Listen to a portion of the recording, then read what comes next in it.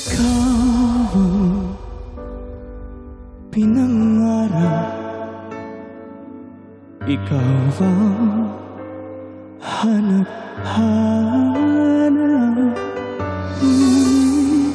Bakit ngayon'y nasasaktan?